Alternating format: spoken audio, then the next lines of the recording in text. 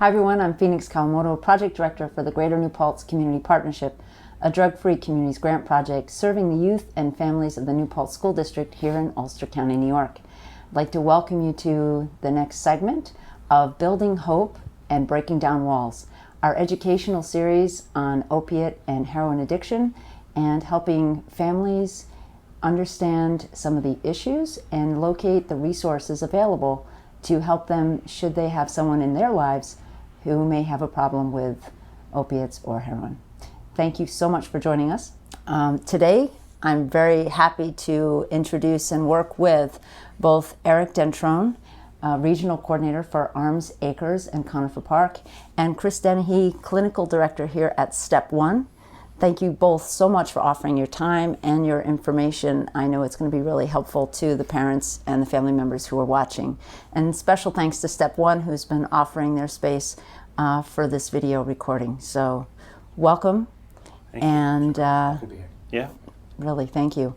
One of the reasons we've been doing this show is to really help parents, and we know that parents are really anxious about this issue. It's certainly touching many lives and touching lives here in the Hudson Valley.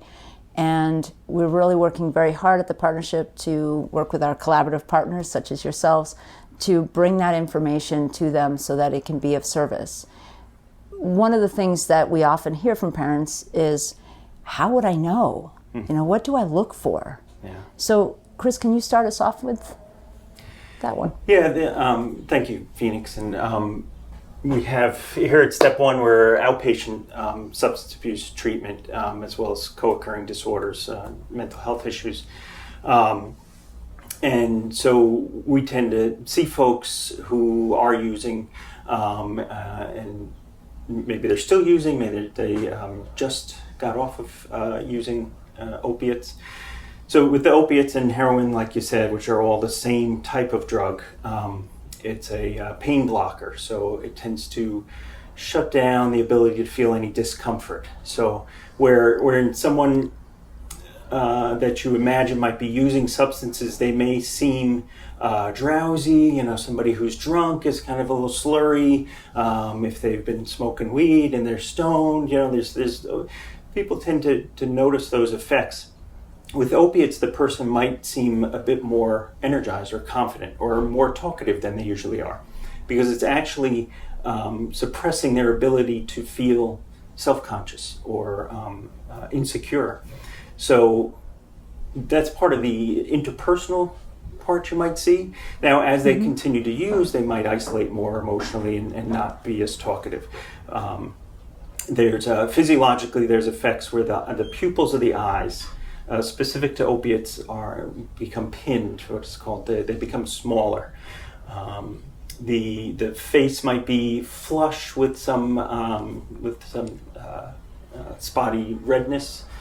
So they're flush, but there could be a pale kind of pallor, but with this bit of flush.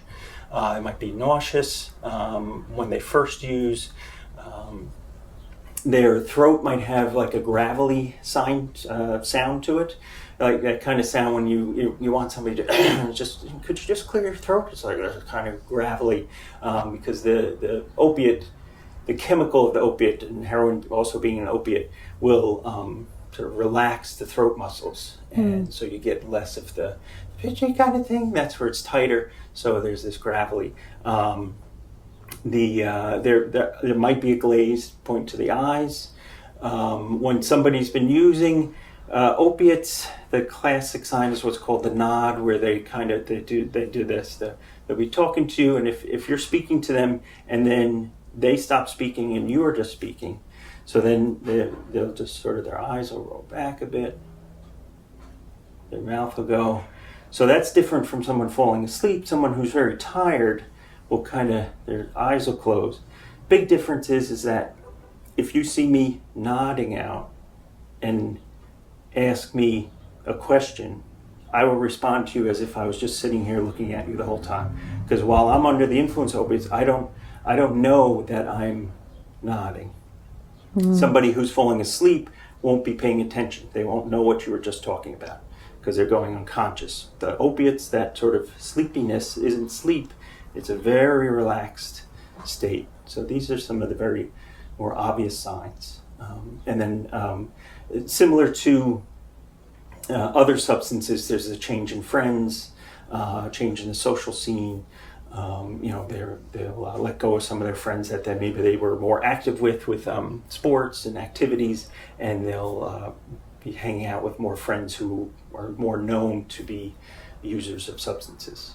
Mm-hmm. So, or possibly more secretive about their friends. Yes, with, secret about their friends and also what they're doing, and maybe suddenly they're locking parts of their room or locking their room.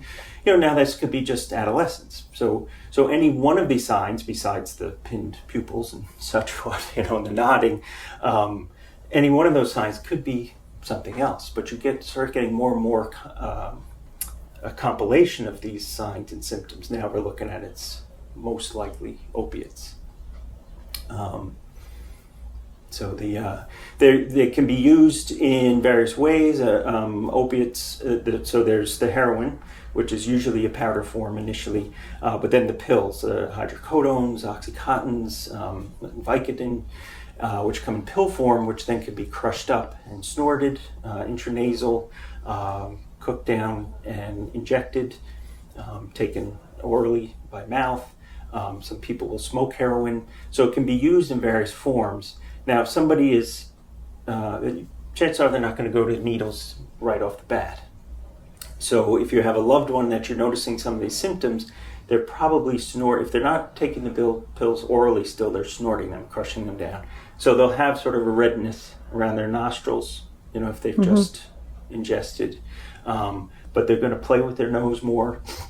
They're going to be doing this kind of action because they're getting the powder that's still up there to go down their throat, and so they're going to have a bit of a dry mouth. But there's going to be messing with their nose. There's scratching because histamine is released. The heat sensors close to the skin release the heat. It gets itchy, so somebody will scratch. They'll usually scratch around their face. So you'll see a lot more of that. Picking. So if you're noticing, acne in younger people is very common, but if there's a lot of picking and you're noticing some of these other signs, then there's a good chance that it's due to opiate ingestion. The needle marks and any of these websites, if you look up, they have wonderful photos with the photos that show what it looks like. But usually if somebody has injected, especially the first time, they haven't done it that often, there'll be a tiny red dot where the needle went in, but then there'll be some bruising. Then once they get better at it, it's not as bruised. But then once they're into it more, the breakdown of your ability to heal, you bruise very easily. That's much further down the progression. So when we look at progression, and we know with different substances, there's different levels of tolerance that people develop, and as far as the amount of time that's needed to develop that tolerance. Yeah. What do we see as far as with opiates, and then what happens when they have developed their dependency and they maybe can't get the drug? Yeah. So if you two could both speak to that. Well, I think because I'll hand it over to Eric and talk about the withdrawal, being dependent on the drug. So any human being on the planet, take opiates enough and often enough, your body is going to naturally adjust to accommodate to it, creating a physical dependency. So when you stop taking the opiates, you will notice it. Your body will be uncomfortable, and Eric will talk more about that. So the progression is progressively needing more and more of the substance because you build a tolerance to it. So you need more and more for the desired effect. So somebody who's starting out just partying with it to get that kind of feel or high, then it gets to the point where their body needs it. So it's not so much getting the high, it's like I'm uncomfortable without the drug. So I need to take it to be just comfortable. I'm not even really getting high anymore. So I'm going to take more and more to try and get that high level. And then if they don't take... Yeah, exactly. I mean, it's important to point out that as it progresses, that the person is no longer, after that rush, after that, that feeling of euphoria. They're really just trying to maintain and stave off withdrawal. And the person who's an opioid addict is very, very much, that's the worst thing in the world. They're very, very afraid of that withdrawal coming. So that's where a lot of the behaviors come in terms of just trying to survive and get the next one. There's withdrawal. It's a medical phenomenon. So it needs medical attention. Usually. There's early phase, a middle phase, and a late phase of withdrawal. Early on, someone might be experiencing sweating, runny nose, teary eyes, things like that. And then in the middle phase, they might get like goosebumps, like chills, or and then as it moves on, they might get nausea, vomiting. Also, one of the telltale signs is the pupils will become dilated. So that's a way to kind of, as Chris pointed out earlier, when someone's intoxicated with opioids, they might get the pinpoint pupils. But when they're in withdrawal, about the middle phase, they would start showing dilated pupils. So, their heart rate will increase, the blood pressure increases, especially in the later phase of withdrawal, and at that point, it's extremely uncomfortable. Usually the peak of the withdrawal is about 48 hours after the last use, but it typically takes about a few days, for withdrawal to pass, depending on how much, of course it varies to the individual, and depending on how much they were using or what kinds of opioids and how potent they were. And there's certain opioids, for example, like methadone, for example, can stay in the body a bit longer. They might have a longer withdrawal. It could last a couple of weeks at least. But the withdrawal, it is important to point out the person is not. It's very, very rarely any kind of life-threatening. Someone can experience dehydration, and those kinds of things are very risky. But it's very, very physically painful, especially in a later phase withdrawal. Someone might feel like pains in their bones and in their muscles that are really, really deep pain. So again, it goes back to what the addict needs to do to just avoid that withdrawal at all costs. Yeah, as I'm listening to you, I'm flashing back on our earlier segment with Cassandra, who's in long-term recovery from heroin and opiate addiction, and how much she talked about that fear and that absolute panic of the sickness. Right. And how she would never wish that on anyone, that Right. it is such really an excruciating experience to go through. And I'm sure, I can't even imagine that level of panic, and thank goodness there are resources. We talk so much about the importance of understanding that addiction isn't just, it's not an easy thing to deal with, and that it is a medical condition. It has, the emotional and the spiritual and the psychological, but it also has these very important medical aspects that need to be addressed and managed. Absolutely. So when we look at somebody who is ready, is in need of help, what does that look like? Because I'm sure with family members, or loved ones who are watching and say, what is my son or my daughter or my niece going to go through? Where can they turn to for help? Because today that's our focus is on warning signs and symptoms and resources. So as we move into those resources, where locally do people go, and what's needed?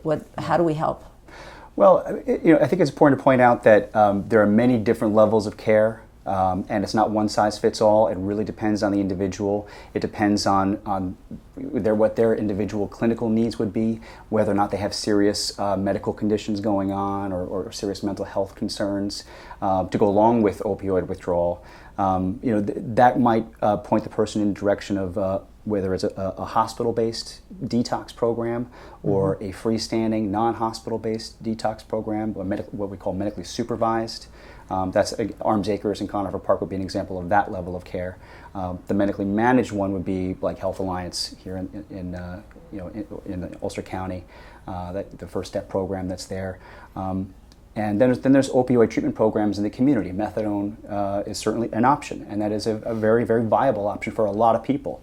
And then, of course, you have outpatient and Chris could certainly talk about that. But I'll just talk briefly about the more inpatient levels of care and lay that out and then turn it over to Chris.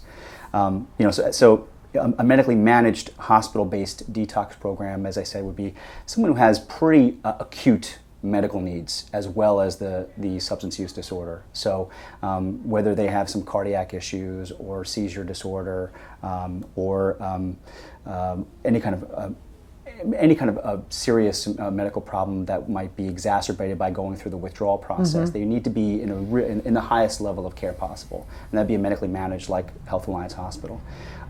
Medically supervised detox would be for people who have either mild or moderate withdrawal.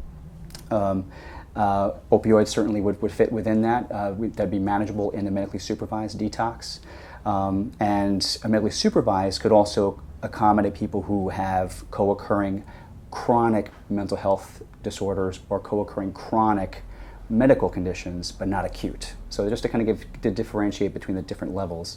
And then in the community you have opioid treatment programs, essentially opioid replacement. Methadone as an example in the Health Alliance offers, but also Suboxone. An opioid treatment program might be a program that offers Suboxone or buprenorphine with naloxone. Those would be two examples of medication-assisted treatment that are now available, as well as Vivitrol, which is an injectable form of naltrexone, which is a full opioid blocker. So there's different options available. Methadone would be on one end, which is a full opioid agonist, which is again essentially like an opioid replacement. Suboxone would be somewhere in the middle. It's partial agonist, partial antagonist. So it has some opioid properties in it, but also the blocker with naloxone. And then naltrexone or Vivitrol, in its injectable form, is the full blocker. So that would be that's been shown to be very effective in terms of helping people with cravings. It also, if someone were to ingest or inject opioids, it would be very, very difficult to overdose. It would not completely impossible, but very, very difficult. So it acts as like that safety net in terms of allowing the person to really focus on their recovery, stay present in groups in the traditional individual and group talk therapy, stay focused so they can really get the most out of their treatment. So the idea is that you marry the medication-assisted treatment to the treatment. Like the medication is part of the treatment. It's not just medicine. You're still going to get that the counseling component. Right. But certainly, Chris, you could talk about what happens in outpatients. And and it's a nice segue into there because somebody might go in inpatient and need to be away from everything for a while. Go through the withdrawal symptoms and might start on one of these medication-assisted treatments, one of these prescriptions, and then come out with that. Especially Vivitrol, usually they're started. I know at Arms Acres they can start on that, and then they can come out. And if they are on Vivitrol and they come to step one or an outpatient that will monitor or provide that, then they have their monthly shot while they do their treatment. So the medications aren't this cure-all, which a lot of, also being a person in long-term recovery, seeking out a cure, and a lot of times the cure is, can I, take a pill and not have to struggle and basically not have consequences when I use, because I still want to use, but I don't want to have all these consequences. But so it's not this kind of cure. Exactly. It's an assistance because with opiates, for some folks, it can be very difficult to stay on track. Outpatient is outpatient. So you are at home, and then you come here. Step one, we have intensive programming, which is 3 hours a day. It could be up to 6 days a week. We have non-intensive, which is a couple of hours, and a couple hours a week. So you figure most of your hours are not in treatment. So you got to somehow come to treatment. So that's where you'll be coming to group and individuals. Here at Step 1, and Health Alliance has outpatient up in the Kingston area. There's Dutchess County has some outpatients. So there's programs that it's designed that way so you can find something close enough to yourself. So the distance or traveling or transportation doesn't impede it. So once you get in, it's working on everything else. So and not all people with opiate addiction or dependency use the medication as well. Some clean out and then work solely with the treatment, and then we encourage outside support networks. The most common are the 12-step meetings, and in combination, the person's changing the way they think, the way they do things, their behaviors and attitudes. And it's possible. It takes some work. Yeah, I think just to add to that, I think that addiction is a disease, and it's a disease it's a medical disease, it's a mental disease, and a spiritual disease. Yeah. So all of those elements need to be addressed at the same time. The medication-assisted treatment really addresses the medical part of the disease, the effect on brain chemistry, the ability of someone to not have those cravings that can just be overwhelming and cause them to get off track, like you said, Chris, and maybe relapse or not attend groups or not go into that meeting or what have you. But you still need the treatment to address, the mental, the emotional, the behavioral aspects of the disease, and of course the spiritual part of the disease as well. Yeah, because if you're living a life of active addiction, you have changed the way you think, the way you do things, the way you interact with people, and to just simply stop using doesn't fix all of that. And the medication-assisted treatment can be short-term. Some people take it a little bit longer, and again, it's not necessary for everyone. It's just another option. And here at Step 1, we also do the co-occurring disorders. So there's folks who need other kind of medication for their medical issues, for psychiatric pieces. And what about family members who are involved, and what supports are available for them? Because we know that having a loved one who is suffering from addiction and then entering recovery presents lots of different challenges within a family dynamic. What supports are available to help them navigate that through that together as a family? Sure. I'll start with inpatient and then turn it over to you, Chris. But certainly, as an example, family really needs to be involved in the treatment process. When someone gets treatment, that changes the whole dynamic at home. That changes the system, so to speak. So it's important that everybody is on the same page. Everyone has that education. That they also have help navigating some of those difficulties in terms of emotional discord or things like that that are going on in the home. So having just that guidance to communicate better with each other. So as an example, so Arms Acres has a family program. We invite family members to come and participate once a week in a full day of treatment. Great. So it's not just make sure that you call your parent or loved one, let me know you're okay. They're actually participating, getting that education about the disease of addiction, how it impacts the family system, what support really should look like in a positive way, where the boundaries should still be. Because a lot of it is also you're kind of renegotiating the terms of the family. One person gets help, it disrupts the whole how everything was. How is that going to be renegotiated now? So it's important that the family is involved from the get-go. And then, of course, we would connect them to help them find Al-Anon meetings in their communities so they can find support, other people that are going through the same thing. But I'll turn it over to you. Yeah, no, that's it. And then we support that on our end. That there's family sessions. We do family, whatever's going to work for that individual. Some folks, their families have completely disconnected. Other folks, their family, they're not too sure. But especially if they've been in and the family has already started a process of being involved in the treatment, then we're going to definitely continue that. If the family's not involved yet, we're going to reach out and do couple sessions in a family group just for families. Once again, it would sound ridiculous if I needed surgery and I was going to do surgery on myself, so this is my family. I can't do it myself. I can't fix it myself. I'm too close to it. So that's what gets in the way. There's too much emotional tie-in. Doctors won't work on, surgeons won't work on their own children. There's too much emotional attachment. So us from the outside can say, and addiction tends to happen over years. So this whole system has been created, and we got to sort of dismantle it, redefine how you express your love and caring for your family member, and practice it. You know. Right. As I'm listening to you, I'm thinking that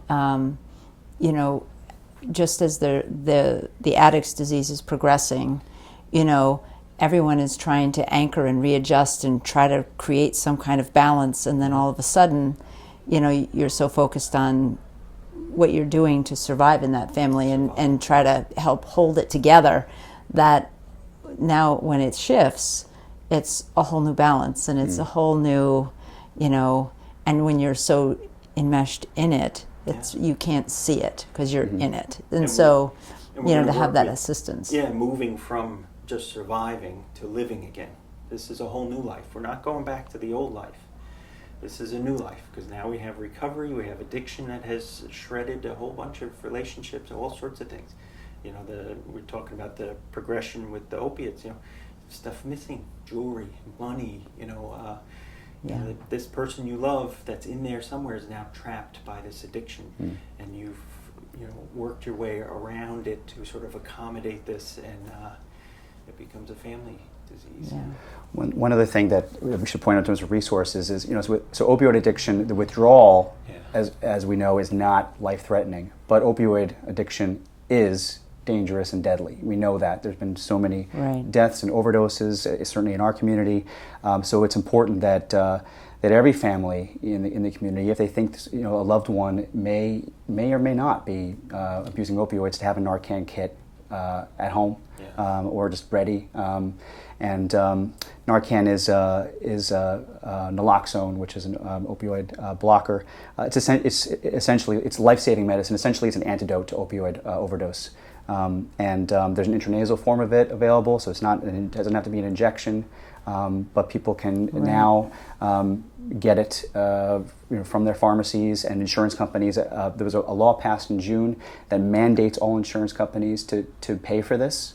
As long as it's prescribed and there's someone in their family they think might be an opioid abuser, that the insurance company would have to pay for it. And really, it has already saved thousands of lives in New York State.